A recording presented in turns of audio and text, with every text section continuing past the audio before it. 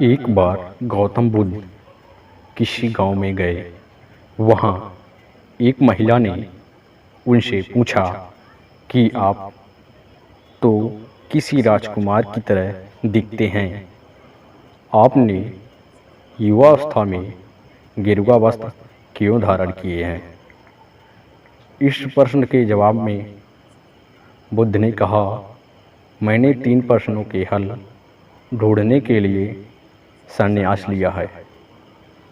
हमारा शरीर युवा और आकर्षक है, लेकिन यह वृद्ध होगा, फिर बीमार होगा और अंत में यह मृत्यु को प्राप्त होगा। मुझे वृद्धावस्था, बीमारी और मृत्यु के कारण का ज्ञान प्राप्त करना है। बुद्ध की ये बात सुनकर महिला बहुत प्रभावित हो गई और उनसे भोजन के लिए अपने घर पर आमंत्रित किया। जब ये बात गांव के लोगों को मालूम हुई तो सभी ने बुद्ध से कहा वे उस महिला के यहाँ ना जाएं, क्योंकि उसका चरित्र अच्छा नहीं है। बुद्ध ने गांव के सरपंच से पूछा कि क्या ये बात सत्य है।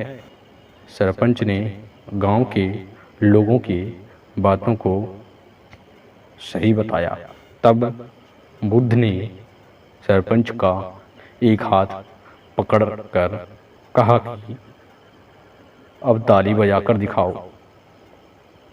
सरपंच ने कहा, यह असंभव है, एक हाथ से ताली नहीं बज सकती। बुद्ध ने कहा, ठीक इसी प्रकार कोई महिला अकेले ही चरित्रहीन नहीं हो सकती है। अगर इस गांव के पुरुष चरित्रहीन नहीं होते तो वह स्त्री भी चरित्रहीन नहीं होती। अगर इस गांव के सभी पुरुष अच्छे हो तो यह महिला ऐसी ना होती। ये बात सुनकर वहाँ खड़े सभी लोग शर्मिंदा हो गए।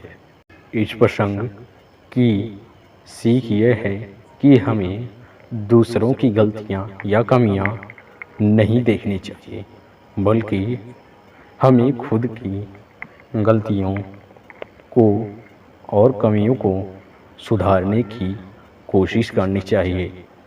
अगर हम अच्छे बनेंगे तो समाज में अच्छा बनेगा, हम बिगड़ेंगे तो समाज भी बिगड़ जाएगा।